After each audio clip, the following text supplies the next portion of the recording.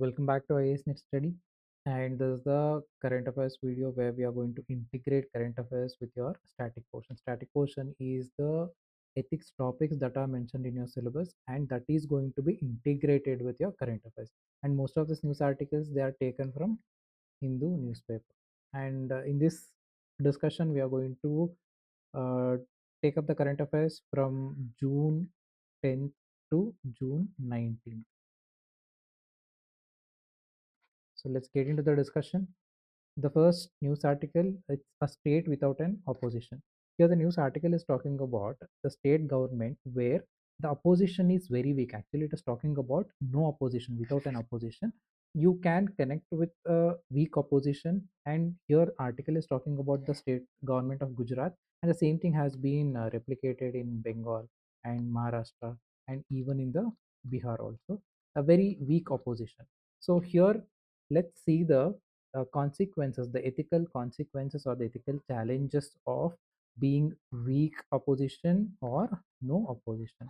See, these challenges are similar whether it is local level or at the state level or at the central level. So let's see the ethical challenges for weak or no opposition. So what exactly are the ethical challenges? The first and foremost is that if there is no strong opposition, then that there might be a tendency to move towards the ruling authority may seem to inculcate the authoritarian tendencies. Authoritarianism could be seen in these kind of governments because there will not be any checks, there will not be any balances, there will be weak checks and balances. Because of that, it might lead to authoritarianism. This is major ethical challenge. And then in a democratic setup, the pluralism, in if you look at the Indian democracy, it is the diversity, the different languages, different religion, and the customs and traditions, it changes with every 100 kilometers. So there is a pluralism, and even dissent is a part of an established democracy, part of an healthy democracy. And here dissent, it is also come, it will also, there will be a question mark for the dissent also. See, when there is a very strong authoritarian government, whatever your option, the opposition stand can easily be ignored or easily it can be eradicated. So there is a question mark on the dissent. Can, if I belong to the opposition, if I oppose the views of a ruling government, is there any chance to respect, or is there any chance that my voice has been heard? So this is another question mark. And healthy debate, so all these things goes into the question mark phenomena. These things are going to be weakened in a democratic system. And then risk of arbitrariness. Arbitrariness is that, see, since there are no checks and balances, since entire opposition, there is a weak opposition or a no opposition, then the ruling establishment can take decision whatever they want. Nobody is there in the opposition to question you, then you can do whatever you want. This will lead to the risk of arbitrariness. If I am a chief minister, I can take any decisions whatever I want, since there is nobody to question me. So risk of arbitrariness. And why violates the principle of procedural fairness. What is the procedural fairness? Procedural fairness is that even if I want to establish a policy, there should be a healthy debate. So every single clause has to be discussed, it has to be voted upon. But what happens, this is the proper procedure, and this procedure has to be followed. This Following this procedure leads to the procedural fairness or procedural justice. When there is no opposition or a very weak opposition, then this principle of procedural fairness, it is going to be violated. This is another ethical challenge.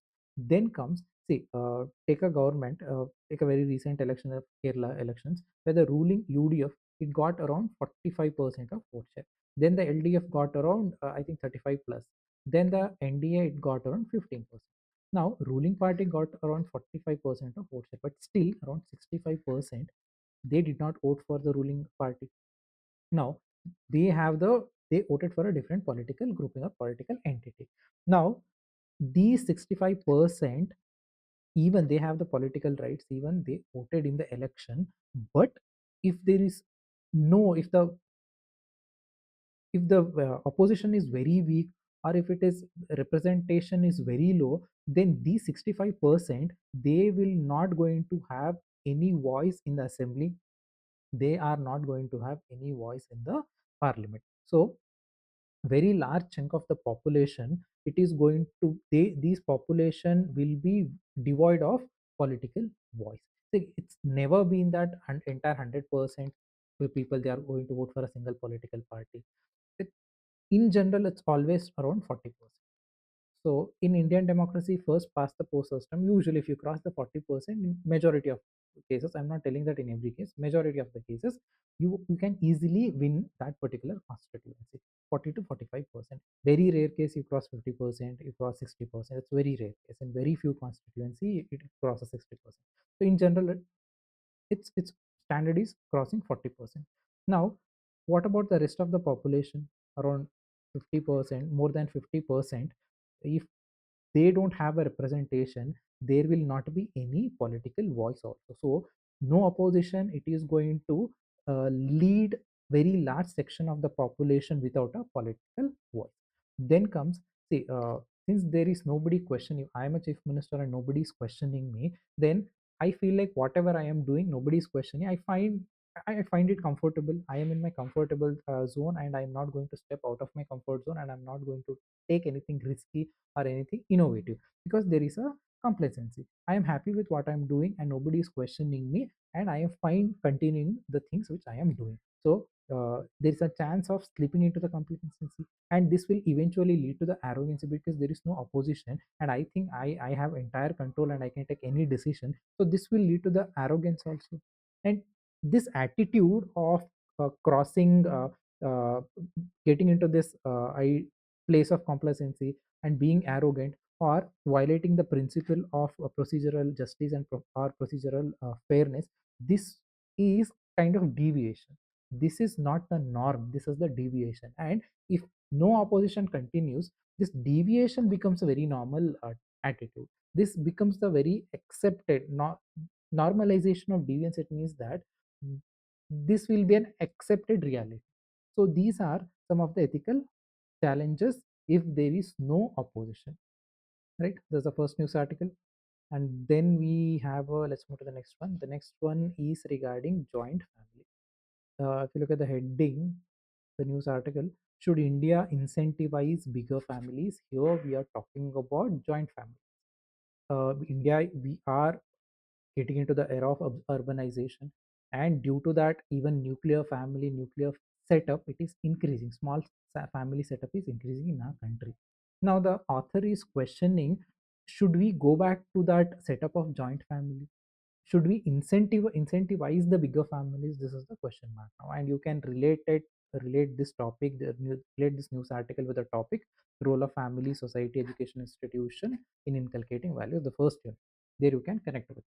Now let's see the joint family pros and cons, the ethical pros and the ethical cons, right? We're not talking from a social perspective, we are going to talk from an ethical perspective. Now, what are the ethical aspects of joint family? That is the first aspect. Then we are going to talk about what are the negatives being in a joint family. What are the negatives? That also we are going to talk about it. The first aspect, ethical aspect of joint family. It's everybody is living together. It is nothing but a collective living. When there is a collective living, it leads to a shared responsibility. So everybody is sharing the responsibility, that every person they are contributing little bit to a family setup. Collective living, I am accepting your positives and negatives, and there is a shared responsibility. So there will be this lead to a mutual acceptance, this lead to a mutual support. So your values collectivity, values responsibility, values mutual acceptance, mutual support. Then what are the other values we can derive from the joint family? There will be a value of obedience, because in a joint family setup you are going to respect your elders and you are going to follow whatever they say. So there will be a value of obedience, there will be a value of gratitude also. And since there is a respect and there is a gratitude, eventually you are not only respecting a person for their age, you are respecting person for their experience, you are respecting person for their knowledge, you are respecting person for the wisdom. So here the values, obedience, gratitude, and respecting the knowledge, respecting the experience, respecting the wisdom. Then, and it talks about tolerance, acceptance, it talks about adjustments. Obviously, when you're living in a joint family, there will be pros and cons. Something you have to accept some negatives of other family member, you have to accept, and they are also going to accept your negatives also. So it teaches about adjustment. You have to compromise a bit, other person has to compromise a bit, so it talks about adjustment. So give and take policy, ultimately it means that there is a value of tolerance, and this will lead to the harmony, this will lead to the peaceful coexistence. When there is a peaceful coexistence at a individual, at house level, individual house level, this can be replicated at a village level also. So peaceful coexistence, it will lead to the social harmony in a village. Social harmony in a village lead to a social harmony in a district. And if the same thing is replicated at the state level, so we can see the social coexistence, social harmony in a very larger existence. So this is the basics. If the base level, at the very base unit, at the individual house level, if there is a social harmony and peaceful existence, it would be easier to see this social harmony and social coexistence at the very large level also. It would be easier for government to establish the social harmony in a very larger perspective also. Then, since we are living in a joint family, we learn to sacrifice personal preferences. Take an example of watching a television. You, when in the joint family setup, you are, even if your mother is watching a TV serial, you are fine sometimes, even if you don't like it, you still sit with them, still watch these TV series, because you're sacrificing your personal preferences. You don't want to see it, you don't enjoy it. When you're alone, you're not going to see it. But when you are sitting with the family members, you're fine with it. And when you're sitting with the family, your father wants to see a news, but still you also sit there and you also watch the same news TV channel. So here, what is the value here? It is the compromise, it is the sacrifice. Even though these are very small things, but what exactly it shows is the mindset of accepting other choices, mindset of respecting preferences of others. So this is what collective, eventually what it leads, collective well-being. Eventually that collective well-being leads to the peaceful coexistence. This peaceful coexistence leads to a social harmony. Then sharing resources, sharing space, all these things, when you are the sharing resources, space, attention, everything, this will lead to, there will be one side, there will be extreme individualism, and this is going to curb this extreme individualism. Everybody is sharing these spaces, everybody sharing these resources, so everybody has that accountability factor, everybody has that responsibility factor, and also there is a contribution from everybody. So this reduces extreme individualism, extreme individuality. So collective well-being, again the same point. Then intergenerational solidarity and care ethics. Intergeneration means there are there are three generations, they are living together, grandfather, father, and the next generation, they are living together. Everybody is living together, everybody doing the small small sacrifices, compromises, tolerance. Eventually, what exactly these things shows? Intergenerational solidarity. So even though there is a clash of thoughts, but still you're ready to compromise some of these aspects. So intergenerational solidarity and the care ethics of the younger generation, they are going to respect the elders and they are going to showcase this care to the older folks at the home. At the same time, the experienced one, they are also going to guide the younger ones. In general, it is the ethics of care. Then when you are living in a joint family setup, sometimes you need to be aware of emotional status of other person. So this is, you see, usually what exactly it shows is emotional intelligence. You know what other person is going through and you know how to behave in this kind of situation. So if somebody is very angry, then you know how to behave in this situation. So it develops the emotional intelligence. So emotional intelligence, if you dissect that, it will teach you regarding patience, it will teach you regarding conflict resolution. So these are ethical aspects or ethical values you learn from a joint family setup. Now, we talked about positive things. We talked about shared responsibility, values of obedience, gratitude. We talked about harmony, individual harmony to social harmony. We talked about a value of sacrifice, here it is, value of sacrifice. We talked about curbing extreme individualism. We talked about ethics of care, intergenerational solidarity, emotional intelligence, value of patience, and the way you do the conflict management. All these things. These are all positive. But do you think everything is positive with respect to joint family setup? No, there are pros and cons for this joint family setup also. Let's see the negatives of this joint family. The first and foremost is that every individual is different. Now, I told you in the last slide we talked about curbing individualism, extreme individualism. At the same time, every individual is different. My thought process is different than your thought process. In a particular joint family, there are 7 or 8 members, maybe there are 10 members, they are living together, and every single person is different. Their thought process is different, their dreams are different, their aspirations are different. But here what happens when you're leaving, you sacrifice a lot and you adjust a lot. Because of that, your individual autonomy, it is going to be subjugated. I am compromising my individual freedom, I am compromising my individual autonomy. This is the negative thing. Another thing, free rider problem. There are 10 people and there are only 2 people, they are earning for entire family, and rest of the people, they are dependent on these 2 people earning members. So here, free rider problem. Not everybody is equally contributing, so there is a free rider problem. Then I talked about subjugation of individual autonomy. This will see usually in joint family setup, uh, since there is a shared resources, shared spaces, shared attention. What exactly it does? It shrinks the personal space. Since I'm sharing everything at whether it is physical level or at the psychological level, it shrinks my personal uh, space, and it leads to a psychological stress. Sometimes even to have that privacy, to have that individual time is also very much important for a person to grow, and to keep, even for the self analysis, we need these kind of private times. But since in the joint family setup, since the shared responsibility, since the value of sacrifice and tolerance, it will shrink the personal space, and this will lead to the psychological space. And individual privacy, we talk about it. See, even privacy, according to the constitution, this is a right to privacy is also one among the constitutional rights. And this joint family setup, we talked about shrinking personal space, all these things. This goes against this right of individual privacy. So it is going to violate the right to individual privacy. These are some of the negative aspects of joint family, negative ethical aspects of joint family, right?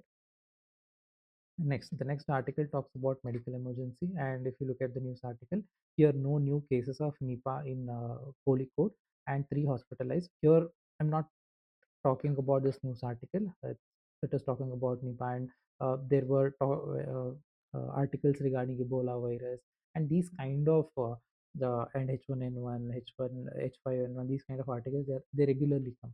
But what we are going to see this news article from a case study perspective, from a medical emergency perspective. A lot of case studies have come in the examination regarding medical. Now let us talk about medical emergency. What are the ethical reasons and what are the ethical solutions for it? So let's focus on medical emergency. So what is the ethical way, or what are the ethical steps you need to follow to handle these kind of medical emergency? The first, what exactly the first most important value you need to handle this kind of medical emergency? The first is the value of beneficence. Beneficence is the intention to do, to help others, or intention to do something good for others. You're not expecting anything in return, you want to help others, you want to do something good. That is beneficence. And here, if you have this value of beneficence, even in the medical emergency, you want to help others. So this is the first and foremost thing, whether you are a healthcare worker or whether you are an administrator, civil servant, whoever you are, if you have this value, that should be the basic thing you need to have. If you have this value, you can solve these kind of emergency in an effective manner. So when there is a beneficence, value of beneficence in every individual, then your intention is to help the people, your intention is to reduce this medical emergency. So now you have to provide medical assistance, you are going to provide medical assistance without any delay, because your intention is to help others. So value of beneficence. And the next comes, see, my intention is very clear, but at the same time, now I am a healthcare worker. There is a professional conduct, there is a list of what to do and what not. So even during this emergency, I have to adhere to this uh, laws or the prescribed manner. So professional integrity, so whatever the professional obligations are there, I have to fulfill it honestly without compromising anything. So the next ethical value you need to handle medical emergencies, professional integrity, especially whether you are an administrator or you are a healthcare worker, you have to fulfill your professional obligation. Then comes justice and fair allocation of resources. Now, see, usually what happens in the medical emergencies, the one with money, they can easily manipulate resources, especially if you're financially very sound, you can get very good services from a private hospitals, private healthcare facilities. But what about the individual who don't have this financial backup? Then, see, if you are there is an emergency and you are treating individual based on the financial ability, this goes against fairness, this goes against justice. Now, these kind of emergencies, during non-emergency it is fine, I pay money and I get services, but in the emergency everybody is equal. Economically well-being, all these things comes later. For a administrator or a healthcare worker, you know that there is a medical emergency, and what do you have to do? You have to follow the principles of justice, you have to follow the principles of fairness. So this is third value you need to keep in your mind. Then comes right to life. So in the foremost aspect of handling medical emergency, what should you focus? It is protecting a life. Right to life, it is a constitutional right, and also right to life.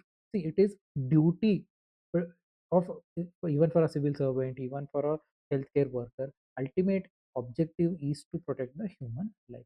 So this also, along with your professional integrity, this also you should keep in your mind that life of every single individual, it is very much important. You must have seen the case studies that there are two choices, A and B, and if you choose A, there will be five people they are going to die. If you choose B, there will be 10 people they are going to die. Which option you choose? To see these kind of questions, conflicting the questions you usually get, it will be very difficult for you to choose. Here somebody says, according to utilitarianism, I am going to choose this because the only five people are going to die. If I choose B, there'll be 10 people they are going to die. So these kind of discussions, debates are there, but ultimately what you have to keep in mind that you should go for a plan where absolutely zero death. You should not compromise with any single individual life. So you give your best to avoid every single death. So right of life of every individual has to be respected. Yeah, you should give your 100% to protect the life of every individual during medical emergency. Then comes, see, under deontological ethics, there are few aspects which are considered as a categorical imperative. It means that uh, these kind of things you should not compromise, and this goes against the humanity. Categorical imperative is that you should never compromise. And what exactly the categorical imperative in medical emergency? It is saving a life. Saving a life is categorical imperative. So this is another ethical aspect you need to keep in your mind to during handling medical emergency. See, imagine that you are an IAS officer, you are a district magistrate, and there is a medical emergency and you need to handle it. So these are the things you need to keep in your mind. Or if you are an healthcare doctor, district doctor, head of the district healthcare department, now these are the ethical values you need to keep in your. Then another aspect very much important during these kind of medical emergency is that emotional intelligence. Because what happens when there is a medical emergency, there is a panic. People are going to be get afraid, people are going to be scared. In most of the cases you might have seen that even during COVID and all, you know that how much panic was there at the ground level. So there is a this situation, it will lead to the crisis. So when you have this emotional intelligence, you can manage these kind of conflicts and crisis. So emotional intelligence is very much important for crisis management and for the control of panic situation. And you need to have a transparency, you need to have an accountability, because when there is a transparency, this transparency in communication, this is going to reduce the rumors. So people know what exactly is happening. So that transparency and accountability you need to ensure. This is another value very much important to handle the medical emergency. Then comes for a long term, from a long term perspective, you need to have a standard operating procedure, so that if there are any future emergencies, don't rely on immediate ad hoc responses or ad hoc empathy, ad hoc compassion. This is not required. You need a standard operating procedures for these kind of medical emergencies. And we are having medical emergencies again and again, and still we fail to follow, or we fail to even come up with a comprehensive standard operating process. It's still ad hoc responses or immediate responses, immediate relief measures. This is what we are still relying upon. So these are some of the ethical ways we need to follow in order to handle the medical emergency. Now, yeah, these things you need to, even for way forward, you can write these things. And I think that would be sufficient. Let's move to the next article. The next article, the Prime Minister of India, Narendra Modi, he talked about technology, and he mentioned that world needs inclusive human-centric technology. Here we have to focus on human-centric technology, inclusive human-centric technology. Right, in London, he was inaugurating Bharat Innovates 2026, and in that event, he gave the statement of inclusive human-centric technology. Now, let's talk about this inclusive and human-centric technology, and why do we need that? See, there is ethical principle behind this statement. And what is this ethical principle? Ethical principle is that whatever technology we develop, whatever technology we derive, that should serve humanity rather than dominating the humanity. So our inventions, our discoveries, it should help the humanity, it should not dominate the humanity. That is the core philosophy, that is ethical principle behind this statement. And human centric, there are two terminologies here: human centric and the inclusive. Human centric technology, it means that whatever the development, scientific inventions, whatever the technology you're focusing, you're developing, it has to give respect to the human dignity. It has to ensure human dignity. The uh, uh, it, it it should, it should make sure that human dignity, there is no compromise in human dignity. It should make sure that no compromise in human welfare, and also no compromise in human rights. Human dignity, human welfare, human rights are not compromised. These are considered as a center of technological development. That is human centered technology. The next terminology is inclusive. Inclusive technology, it means that whatever the innovations, whatever the inventions, discoveries that are happening, that should reach to every section of the society, weaker sections, vulnerable sections. It should reach to the every last person of these vulnerable sections, irrespective of income, irrespective of gender, irrespective of disability, geography, social status, whatever it is. Everybody should be in a position to access this technology. That is nothing but inclusive technology. Right, now, uh, see, let's talk about this human centric technology. What are the values, ethical values, we can derive out of this human centric technology? The first thing is, usually if you look at the technology, predominantly it deals with market evaluation, it deals with profit. See, I have a private company and I am investing certain money for certain technology. Why am I investing this money? In order to make money. uh, then helping poor, all these things, that comes later. First and foremost aspect is, for any business venture, it is to help, it is to make money, it is to, I want to, whatever I'm investing, I want to make money. So in technology, here the startups or the venture capitalists, they are investing money.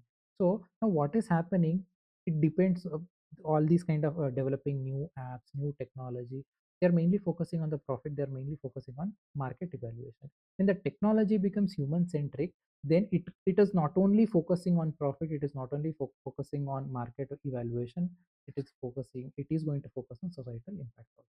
So human centric technology shifts from profit to social impact. Then human centric technology leads to the human centric governance. Human centric technology leads, or it helps in human centric governance. Human centric governance, it demands data privacy, it demands transparency, it demands corporate social responsibility also. Usually if there is no human centric governance, it only focus on profit, it only focuses on predatory monetization. I am developing a new application. See, there is Ola and Uber, and I want to come up with a new applications. My intention is to have a bigger market share, and I want to, here already 50%, one app Ola is having 50%. Uber is having 20%, Rapido is having 20%. Now market is already occupied by these three players. Now I want to develop a new the application, and I want to take 20% from this, 10% from this, 10% from this. This is my target. Here I'm talking, my focus is predatory monetization. And human centered technology does not talk about predatory monetization. It does not only talk about profit, it talks about human centric governance. Human centric governance, it demands data privacy, it demands transparency, it demands corporate social responsibility. Then, and inclusive technology, we talked about human centric technology, and now we talk about inclusive technology. Inclusive technology, it means that technology has to be accessible by every citizen, or even the vulnerable section, they should have that accessibility. Now inclusive technology, one of the examples you can give it as a digital public infrastructure, DPI, digital public infrastructure. As an example, I'll give you the UPI, United Payment Interface, UPI Beam. This is a DPI, Digital Public Infrastructure. Public infrastructure is usually in general roads, government hospitals, government schools. These are public infrastructure, so public can access it. Government is providing for free for the public. Now, digital public infrastructure is that government is building these kind of digital applications so that anybody can access these kind of digital applications. Now UPI is developed by government, and this technology is given to other private players, even phone pay, Paytm, Google Pay. These private players, they are using this digital public infrastructure. See, this UPI, there is no discrimination. Anybody can use it. There is there is no gender based discrimination, there is no economy based discrimination, there is no geography based discrimination. Everybody has equal access. This is nothing but inclusive technology. Even if you have 100 rupees in your bank account, you have the access to the UPI. Even if you have 1 crore rupees in your bank account, you have the same accessibility of UPI. So this is inclusive technology. So this is going to serve the distributive justice. John Rawls. Distributed justice, it means that equitable sharing of resources. So inclusive technology lead to the distributed justice. Then we have an issue of deep fakes, artificial intelligence, the cyber fraud, misinformation, fake information. These are going to directly threaten the vulnerable, especially women and children. So human centric technology, it can easily counter these deep fakes, cyber fraud, and misinformation. So human centric technology, you understand what other person is going through, and you don't want to hurt the other person, you don't want to hurt the vulnerable sections. So we, it is not just the technology, we want human centric technology. Then from a deontological perspective, even the technology creators, they also have the duty. What is the duty? Duty of care. It means that whatever the design you make, say if you look at the Twitter or these kind of social media platforms, they also have the duty of care. So under deontological perspective, they should create the interface in a such a way that it is very safe to use it. For whether it is vulnerable section, whether it is children, women, anybody, there should not be any manipulation or the misuse. So even from the deontological perspective, make sure the duty of care, even for private individual, you have to ensure duty of care is fulfilled. And then there are seven sins. Mahatma Gandhi talks about seven sins, and one among the sins is that science without humanity. Say whatever inventions, whatever applications, whatever new discoveries, it should help humanity. It should make humans to grow socially, economically, ecologically. These kind of inventions, if there is no aspect of humanity, then these signs can be misused. Take an example of atom bomb, the nuclear technology. If there is a humanity, see, if there is a human-centric technology, the same nuclear technology can be used for a medical purposes. Same nuclear technology, it can heal. It can be used to generate electricity. So positive aspects of science can be seen. If there is no humanity, the same science, the same nuclear technology can be used to develop the nuclear bombs, if you used to develop the atomic bombs. So the science is the same. The intention matters here. If you have positive intentions, you can use to do something positive. If you don't have that positive intentions, the same technology can be disastrous for an entire planet. So science without humanity is one of the seven social sins by Mahatma Gandhi. He also talks about human-centered technology. And then ultimately you develop this cyberspace as a global public good, right? This is what the human-centric technology means. This is some of the values behind human-centered technology. Let's move to the next article. The next news article talks about refugee crisis. The news article it is refugees are returning home, but not for the right reason. This is what article is talking about. But from a larger perspective, we are going to talk about refugee crisis. What are the ethical reasons? We are not going to talk about social reasons, legal reasons, economical reasons. We are going to talk about ethical reasons, and also we are going to talk about ethical solutions. How do you handle it? First, ethical crisis.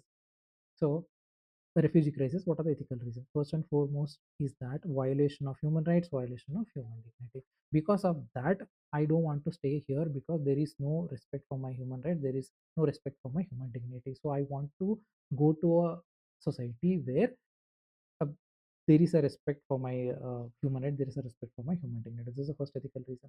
Then absence of fraternity and collective responsibility. Fraternity of mm, having that sense of brotherhood, so helping each other.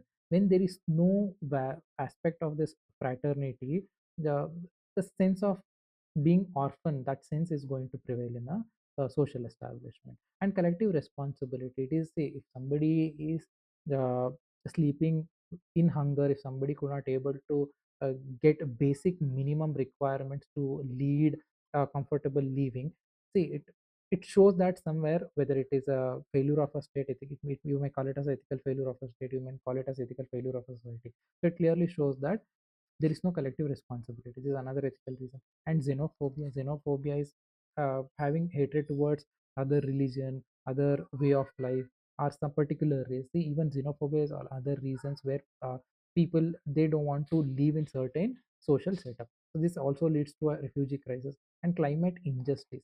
See, climate injustice u- usually, you, you may relate it with the environmental ethics, but the thing is, even this is also one of the reasons for refugee crisis. The climate change, you know that because of the climate change, because of thermal expansion, it is impacting the island countries or people who are living in the coastal region. See, predominantly if you look at the people who exactly are living in these kind of coastal low-lying regions, the fishermen, very poor people, the vulnerable sections are living here. And see, climate change, it is not caused by only by these people, or maybe they don't have anything to do with climate change, but still their life is going to be impacted by this climate change. Now, this is called the climate injustice. The developed countries, the big countries, or the rich nations, they are primary reasons for this global warming, climate change. But who are impacted by these vulnerable groups, small island countries? They are impacted, they are getting impacted by these kind of climate change. And there's nothing but climate injustice, and this is also leading to a human rights by compromise. It is in turn, it is also leading to the refugee crisis. And then statelessness and identity crisis. The Take an example of Rohingya.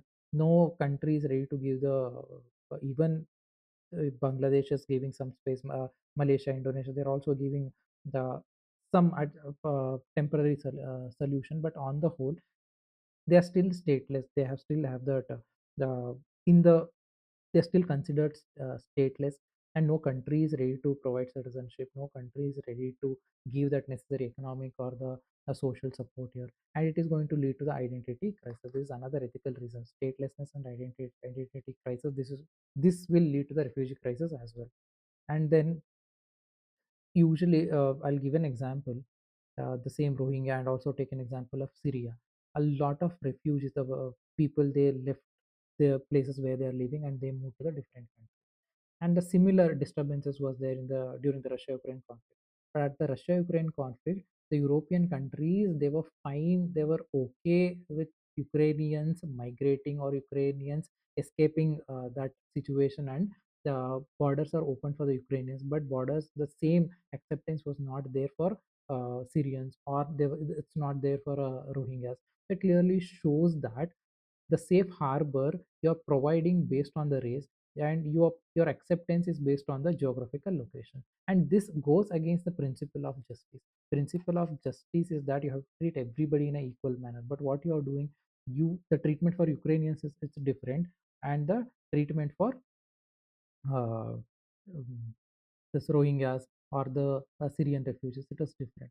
Again, this clearly shows that your decision, it is based on birth, it is based on geography, and it is violating the foundation principle of justice. Then selective humanitarianism, again the same thing. uh, Welcoming certain nationalities, you are welcoming the Ukrainians, but you're not welcoming the Syrians. So selective humanitarianism, this is also another reasons, ethical reasons for refugee crisis. Then the cornerstone of international refugee ethics is the non-refoulement. See, this is non-refoulement is international standard, accepted norm, ethical norm, that if somebody has left their country, the place of living, because of these kind of human rights violation, and they've come to another place, the uh, see, country A, the people, a lot of human rights violation is going on and they cannot leave, so they move to a different place to escape those kind of atrocities. Now, when they come to B, they should not be immediately sent back. This is called non-refoulement. But do you think that every country is at international level, this is the accepted norm? Even the United Nations is talking about non-refoulement. But do you think that every country is following that? Every country is following these principles? It is not. There is an obligation on every country on humanitarian grounds. You're not supposed to send them back. But is it happening? Really, it is not happening. So there's another ethical reason for refugee crisis. Now, what are the ethical solution? First and foremost, ethical solution. Usually, when there is a refugees from another country, people are the native country, the local people. They are quite skeptical that this might create national security issue. This might be economically unviable in a long term. These things are there. How do you handle this? Through a fair and objective screen. So there should be a fairness, there should be objectivity in decision making. So it is not based on emotion, it is based on the objectivity. To make decisions based on objectivity. And counter this xenophobia, this kind of hatred, counter it with a positive value system in the society. And equitable burden sharing. We talked about climate injustice. Here, these small island nations, they are impacting. Sorry for the disturbance. And equitable burden sharing. So climate injustice, we talked about it. Developed country, they contributed for the global warming, but who are experiencing their effects? Now equitable burden sharing should be there, and there should be a global solidarity and global justice towards these kind of refugee crisis. And these refugees, they should be treated as human beings. They are in distress already, and they should only focusing on security aspect, it is also not right. You take decision based on objectivity, but completely focusing on security concerns, this is also not ethically right. So you know that they are in distress, and show that empathy and compassion also. These are some of the ethical solutions for refugee crisis. And there are two more. And as an example, you can give an example of Tibetan refugees, where Indian gave the uh, show that acceptance factor for Tibetan refugees due to the atrocities in China. It was happening in 1940s, 50s, and 60s. So here the value of tolerance, value of humanitarianism. This is example you can quote, and also make sure that inculcate these kind of cultural values in your policy making. Also, for values like compassion, values like empathy, values like beneficence, values like tolerance. Make sure that you impact these values in your policy making also. These are some of the ethical solution to handle refugee crisis. Let's move to the next article. The next news article talks about rehabilitation policy. Here, the New Delhi, the new slum rehabilitation policy to benefit 4 lakh families in Delhi finalized. Amisha has told that.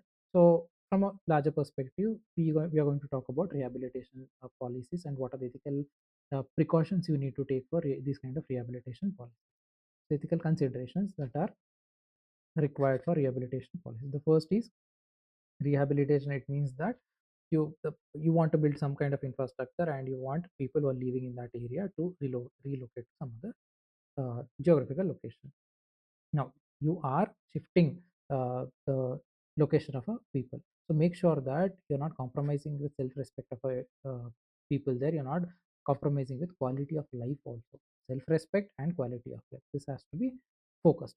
And then whatever the rehabilitation, usually they come up the compensation also. Make sure that every all these compensation, rehabilitation benefits, it should be fair, it should be transparent, it should be equitable. So everybody should be treated equally. There should not be any discrimination based on gender, based on religion, based on caste, nothing.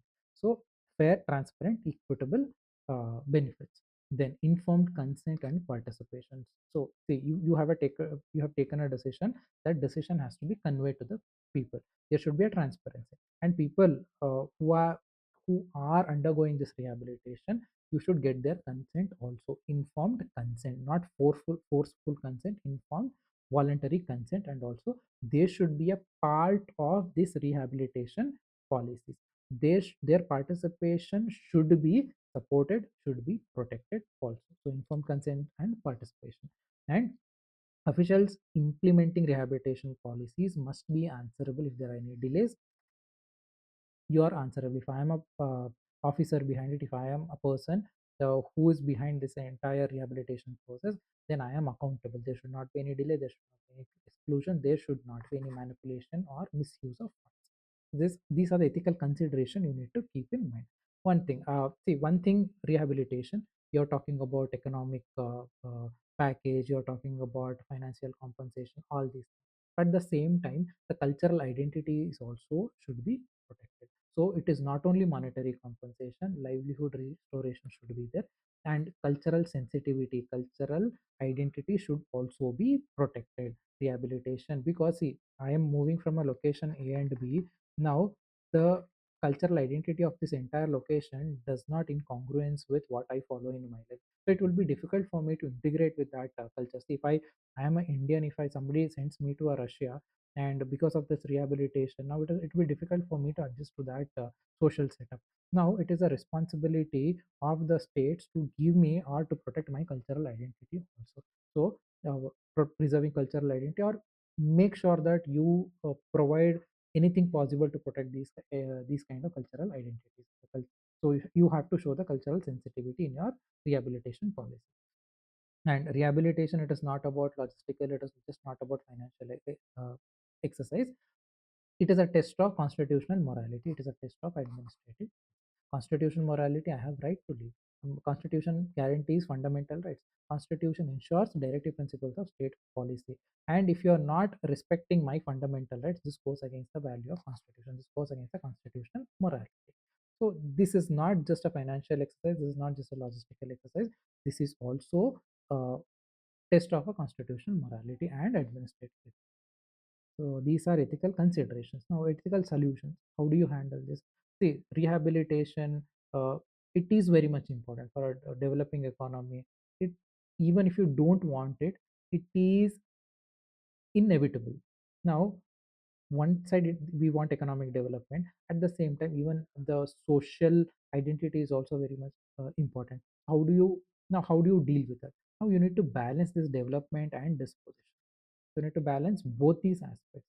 So that is, balancing is the ultimate way to handle these kind of crises.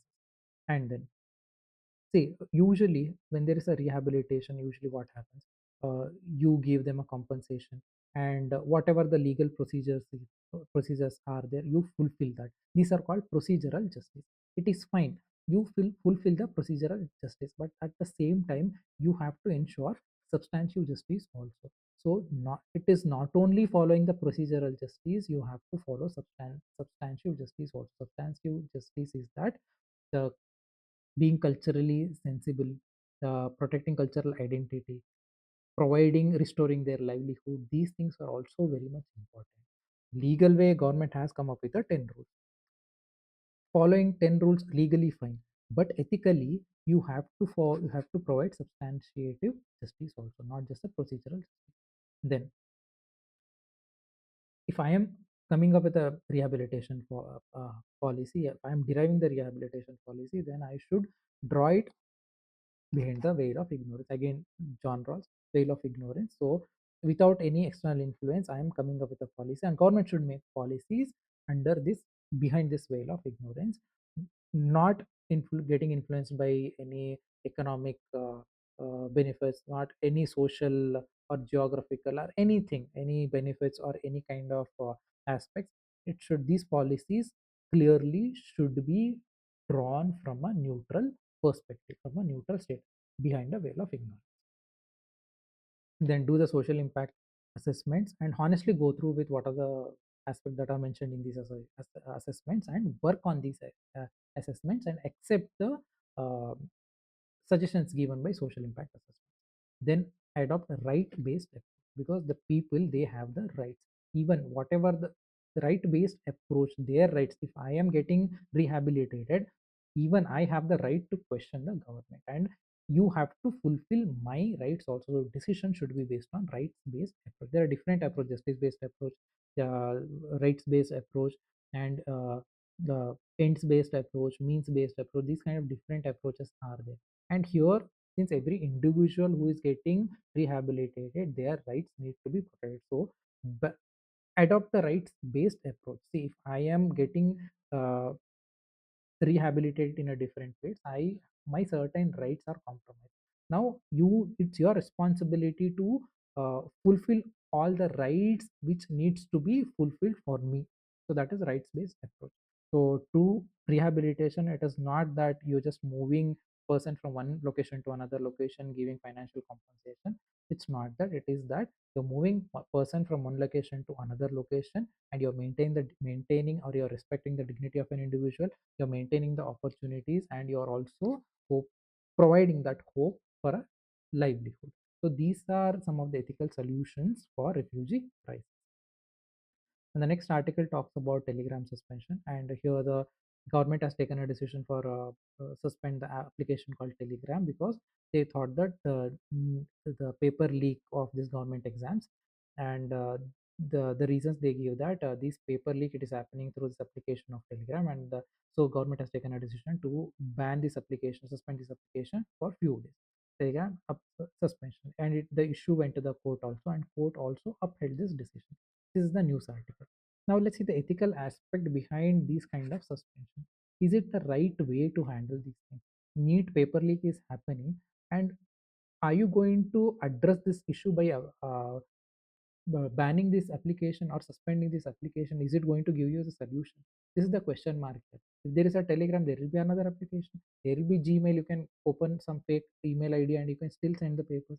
So now this kind of suspending this application, it puts that question mark on working of government. And let's see the ethical issues in these kind of suspension of applications. Here Telegram suspension, and what are the ethical issues behind it.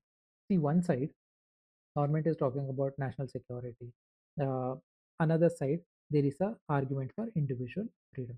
See, I am an individual, and I want to use this application, and government is telling that because some of the features in these applications are misused, and because of extreme privacy given by these kind of applications, this is threat to the national security. But individually, I want this application for my business purposes. I'm using this application. Now, one side argument is national security, another argument is individual freedom. Constitution has given me freedom. I can do whatever I want. But here I want to use this application for my business, but government, it is questioning some of the aspects of this application under ambit of national security. Now, which one do you give more preference, national security or individual freedom? Both are ethically, legally, they are both are important. So constitution gives you national freedom, at the same time even national security is also very much important. And which one do you prefer? This is the ethical dilemma we have in this particular case. And see, whatever, when you are doing these kind of suspensions, you have to follow the fair procedure. I told you that if there is no Telegram, there will be some other application. If there is no application, there are mail IDs where you can create fake mail IDs. You can still give, cheat in the still send these kind of question papers, even hiding your identity. So fair procedure has to be followed here. And whenever government take this kind of decision, make sure that the value of fairness is followed. Then even these kind of application or digital platforms, they should also follow certain ethical standards. Certain ethical considerations have to be respected by these kind of digital platforms also. Ultimately, these digital platforms, they are doing the business here, and they are here for a profitability. At the same time, they have certain responsibility towards the society also. They have to fulfill their ethical responsibility also. And then, corporate ethics versus absolute privacy. Telegram says that there is an end-to-end privacy. So see, one side, it's the identity of this particular application is to provide this privacy. Another side, the same privacy can be misused by the anti-national elements. Here what happens, uh, there is an end-to-end encryption is there. It means that whatever message A sends, it goes to B, and nobody can encrypt the message in between. Nobody can encrypt it, what message has been sent by A and B. This is the very strong privacy granted by this application. But this privacy is, this is called absolute privacy. This privacy is misused by certain entities. This privacy is misused here. Now how do you deal with it? One side, corporate ethics. Corporate company tells that this is our core philosophy and we are not going to compromise. And this is the corporate ethics. We are not going to compromise it. We are not going to do the decrypt.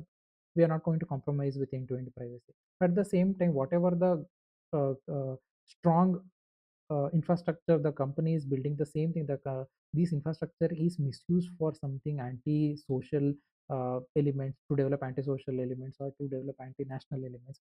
So this questions this absolute privacy, this questions this corporate ethics here. And see, government has taken a decision to suspend, and under what basis they have taken a decision? Under utilitarian ethics, maximum benefit to maximum number of people. This is the decision, and High Court also validate this decision. They also supported the government decision. Now the thing is, there are maybe 1 crore people they are using Telegram in our country, and how many people are misusing for this neat paper leak? Take it as maybe 100 people. They're sending question paper, they're misusing this they're misusing the application. But there are 1 crore people, they have no role in these kind of illegal activity. Now suspending Telegram, you are penalizing all these 1 crore people. You're not penalizing only 100 people, you're penalizing entire 1 crore people, 1 crore users of this application. So is it ethically justifiable? Is there a proportionality here? For mistake of 100 people, you are penalizing, you are impacting 1 crore people. So again, this is what the can you ethically justify it? That is the question mark. These are some of the ethical issues of suspending these kind of applications. Now what is the way forward here? Way forward is adopt principle of proportionality. I told you that 100 people, they are misusing it. If they are sending you through a particular channels, you can ban those channels, or you can do something, you can come up with a solution rather than completely banning it. Take an example of YouTube. If somebody uploads some video, can you ban the entire YouTube? Is it ethically justifiable? It is not. There should be a principle of proportionality in your actions. And see, responsibility define responsibilities for both governments and digital intermediaries. For governments also, they cannot randomly or arbitrarily go for this kind of suspension. At the same time, even digital intermediaries, they also have that responsibility, ethical responsibility, legal responsibility. So both government and the digital intermediaries, they have to respect their responsibilities, they have to fulfill their responsibilities, and focus on ethical governance. Ethical governance is what? One thing, yes, national security, it is fine. Antisocial elements, anti-national elements, you need to curb all these things. Yes, we agree, we accept all these things. Now, let's government focus on ethical governance. In under the ethical governance, you balance the security with liberty. One side, individual freedom, another side, national security. Balance the both. See, these are this ethical dilemma. In the first slide, also we talked about national security and individual freedom. We talked about it. You don't have to give prominence to, I'm not telling that give prominence to national security, give prominence to individual freedom.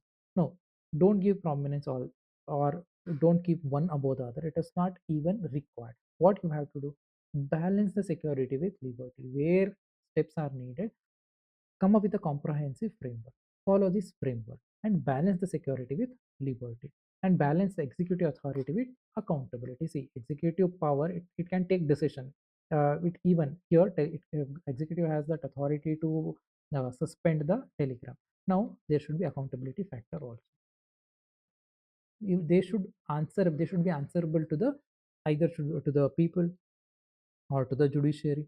They should give that explanation. So executive power with accountability. Accountability is answerability for my actions.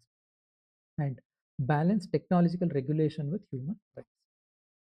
These are some of the way forward. See, on the whole, what is necessary for these kind of, one side the government is giving one argument, and these intermediate technological intermediaries, they are giving another argument. Then how do you find a solution? Focus on co-regulatory governance. Co-regulatory governance is that for government there will be set of rules, and for digital intermediaries there should be certain rules and restrictions. Let the government follow all these rules and regulations without any compromise. Let the digital intermediaries follow all these rules and regulations without any compromise.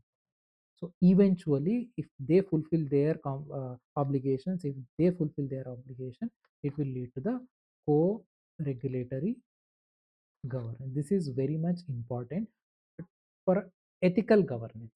So eventually, this is the ethical solution. What is the ultimate solution? Ethical governance. How do you reach ethical governance? Through co-regulatory governance, where both they have responsibilities. Let both fulfill their responsibilities. Ultimately, this will protect the public integrity. Right? I think this is it. This is it for the day, guys. Thank you for listening. I'll see you guys in the next video. Have a good day.